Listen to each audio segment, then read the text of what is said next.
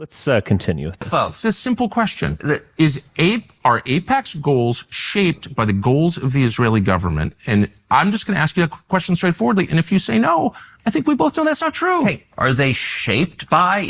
Are they coordinating with the Israeli government? Are they talking with them? Yes. The Israeli Israel government? directing them? You want to talk about FARA? The law on lobbying on behalf of someone. Yeah. It is, I hire you and you lobby on behalf of me. I direct you. Does Israel direct AIPAC? No, they are not lobbying on behalf of them. Do they care about them? Yes, but do you think that it's just interesting because what you're now describing in a very defensive way, I will say, is foreign influence over our politics. No. And you began, and it's so transparently obvious to everybody. I don't know why you would be embarrassed of it. You've said that you are sincerely for Israel. I believe you. I don't think you have some weird agenda. You seem to be sincere. By the way, Tucker, it's a very weird thing.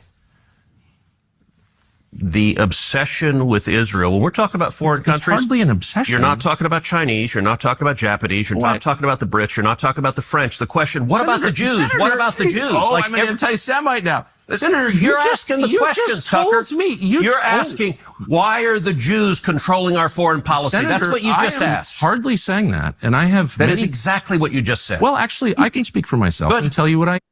Tucker's not saying that, and that's actually the problem. Yes, because exactly. It is about the Jews. Yes. And it's a Jewish state. And there are American Jews who support a Jewish state, and there are millions of evangelical Christians who worship a Jewish God and want the Jews to be in control of the Holy Land so the apocalypse can come about. This is what it is about. It's not really about money. Money makes things flow. It makes things work. But it's actually fundamentally about the Jews. And so when you just avoid that, you're like, Jews, what? I didn't say Jews. I'm not talking about Jews. It's this like feigned ignorance, and it just annoys me on some level, because you have to say that if you're going to talk about this matter seriously. Yes. Because the only reason there's a disagreement here or an unwillingness to connect between Ted Cruz and Tucker is that there is a cloud of nebulous uncertainty around allegiances. Is a Jew from Texas more of an Israeli? Is he more of an American? Mm-hmm. This is important. So what Tucker is trying to bring he's trying to sanitize the issue to the point where it's becoming a bureaucratic ticket issue. Like, is AIPAC exactly following the word of the law, or is it a little bit beside? And should we fine them $10,000? This is a very bureaucratic question. The actual question is a question of civilization, allegiance, and what is America. 100%. Let me just do this. Let me finish this exchange, and then I'll address these two questions we have. I am saying, good, on behalf not simply of myself, but of my many Jewish friends who would have the same questions. Oh, God. Which is, to what extent... Yeah, all your Jewish friends are like, I have these questions. What it's about AIPAC?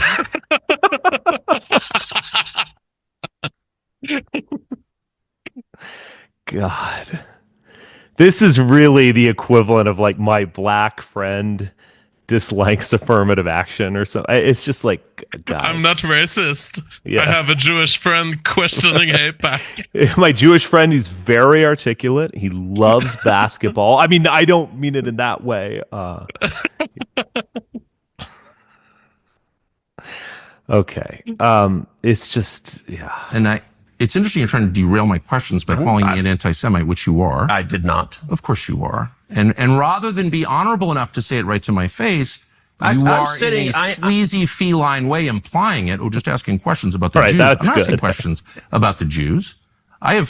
There's nothing to do with Jews or Judaism. It has to do with the foreign government. Isn't Israel controlling our foreign policy? That's not about the Jews. You said, I'm asking. And by the way, you're the one that just called me, I think, a sleazy feline. So let's speak. I'll hand it to Tucker. That's a good line. Sleazy feline. It's a good line. What he's said, but the weird thing about it is that, in a way, I guess I have this contrarian instinct to always give the devil his due. In a weird way, Ted Cruz is being more honest, because Tucker, the fact that you utter this isn't about the Jews while you're discussing AIPAC and Israel, it just leads me to believe that you're just not serious. Yes. There you go. All right, let's watch just a little bit more, and then I'll get to questions. It's sleazy to imply that I'm an anti-Semite, which you just did. No, I just said, why is that the only question you're asking? You answer it. Give me another reason. If you're not an anti-Semite, give me another reason why the obsession is Israel. I am in no sense obsessed with Israel. We are on the brink of war with Iran, and so these are valid questions. But you're not asking about if I can finish, you asked me why I'm obsessed with Israel. Yep. 3 minutes after telling me that when you first ran for Congress, you elucidated one of your main goals, which is to defend Israel. Yes. And I'm the one who's obsessed with Israel. That's I don't a good see rejoinder. a lawmaker's job as defending the interests of a foreign government, period. Okay. Any government, including the ones that my ancestors come from. So that's my position. That does not make me an anti-Semite. And shame on you for suggesting otherwise. And I mean that. And that's low, and you know it's low. So why don't you just answer my Finger question? has been wagged. Straightforward, rational way. You certainly have the IQ to do it. So shame on you is cute, by the way, Tucker. It is. It's not cute. I'm offended. I'm obsessed with the Jews. You just told me you just called me a sleazy feline. It is sleazy to imply that I'm an anti-Semite for asking questions about how my government is run. You want to count how many questions you asked about? What about the Jews? What about Israel? What about AIPAC? I never asked about the Jews. I have. This has nothing to do with the Jews, whatever that means. This has to do with a foreign government. And once again, shame on you for conflating the two. They have nothing to do with each other. I'm talking about the influence Israel of and Jews have nothing to do with each other. That's just ridiculous. All Jews Ted Cruz gets it right. All Jews, which I am not, nor would I ever be undertaking now. I'm not attacking anybody. By the way, that's who Iran wants to kill, is all the Jews and all the Americans. And I'm totally opposed to that. Okay. But now, because except you don't want to do anything about it. Decisions need to be made. We can talk about those decisions. And I plan to. Good. But I just want to get a sense of whether you think, having described yourself as an America First person whose only criterion for judgment on foreign policy is America's national interest, to what extent you're influenced by a foreign government, which gives you a lot of money through its lobby. And you're claiming this has nothing to do with the foreign government. They're not coordinating. Yes, they're spying on us, but it doesn't bother you. And I'm sort of wondering, like, what is this? This is one of the weirdest conversations I've ever had. I'll tell you what, and I'll answer any question you like, but let's try to... Are you going to call me an anti-Semite again or no? Let's try to ratchet down the temperature a little. You're the one who went to motive. I'm asking honest questions. I'm just asking questions. Yes, that's it. That is what I'm doing. Let's try to ratchet down the temperature a little bit. Okay. Picture the house of your dreams. Maybe it's got an outdoor pool, a huge... No! He does a lot of ads. The thing is, anyways, Farah is the wrong thing. It's the wrong angle to all this. And what we would need is to sit down with Tucker and say, okay, suppose that there were a bunch of supporters of Guyana, who never talked to the government of Guyana. They're a bunch of black people in America. They really, really love the country. Mm-hmm. And suppose that they had their fundraising campaigns. It would be a breach of the Farah's goal, of the Farah's spirit, but it wouldn't be a technical breach that you can prove in court. And the ultimate reasoning that we have to reach from this is Farah is not aggressive enough, because Farah doesn't go at enemies on the inside. And we need legislative tools to consider the fact that there are enemies on the inside of America. Yes, definitely. And the fact, in a way, that you need this legalistic mechanism kind of expresses the problem. You know, the fact that you need just money, just cash in a bag handed to someone to say something sort of gets at the problem, because it should be understood that not only is that illegal, but it's just not done. It's exactly. Borderline treasonous. Like we're not going to even listen to you if we even suspect that you are operating in that way. Yes. AA? Yeah, it's interesting that this is a conversation between two Gentiles. There are Sam Cedar, who's Jewish, he has said many times that Zionism is not Judaism, which is a sort of interesting deflection to say it's a settler colonial state. Yeah. And then you have Bill Maher on the other hand, who's an atheist, who's been a Zionist his entire life, who's also Jewish, He's half Jewish, I believe. But yeah, go on. yeah, Yeah. Irish and Jewish, yeah. Yeah. And he's an atheist and has been a Zionist and atheist his entire life, and has said numerous times that, well, religion might be bad, but did you know that the archaeology in the Bible actually checks out, which is not even true. And I think to myself, why would you even care? You don't like religion, but Right. apparently you like it in this case. So these like two like Sussman Jews are like, and they don't like each other. They don't seem to get it. It's like there is no situation in which you would have a Jewish state. First of all, Jews have never had a Jewish state. It doesn't even like this is a new thing. Hmm. There's no archaeology to there's no There's no Jewish archaeology nationalism. that No. there is no archaeology of any kind that would prove that David had a united monarchy. Right. It is the Bible. That is the Yes. source for all of this Yes. stuff. There would Yeah. be no Israel without the Bible. There would Yes. be no Israel without Judaism. And also to go against Sam Cedar. I mean, look, just to give Sam Cedar some credit, Sam Cedar is a legitimate, genuine liberal Jew, and Yes. I don't think he's like twirling his mustache Mm-mm. behind the scenes, being like, "Oh, I tricked them again. I'm actually operating on behalf of Israel." I don't think that at all. But No. at the same time, like we're reading Exodus, we read Genesis in last winter. We're reading Exodus now. The entire story is about going to Canaan and seizing the land that was promised, leading up to David and the Jewish state. That is Yes. what the plot is about. So, this idea that Judaism is not, or Zionism is not Judaism, it's a bit like saying that, Christianity isn't about the Gospels. It's like, okay, you know, maybe, but it's just fundamentally dishonest. Or in Sam's case, I think he might not want to face that reality because he has a residual, a totally understandable connection to Judaism. It's how he grew up, but it's just yes, Zionism is Judaism. Yes. Yes. That is more accurate to say that like it has nothing to do with it and it's a European colonial state or something. And I remember, I don't know if you remember this, but during the first Trump campaign, there were a lot of evangelicals, once they got on the Trump train, it took them a while. Hmm. They were calling Trump the modern day Cyrus, Yeah. which is interesting. Now that's from Chronicles, where Cyrus is a king. For people who don't know, Cyrus was a king. He was a Gentile king who ended the Babylonian captivity and allowed Jews to come home. And he was seen as he's not Jewish, but he's a sort of vessel for God's will.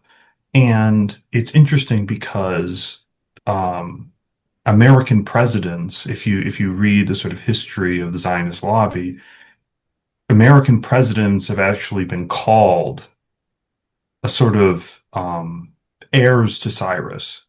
There's actually a book. It's called American Presidents, Religion in Israel: The Heirs of Cyrus by Paul Charles Markley.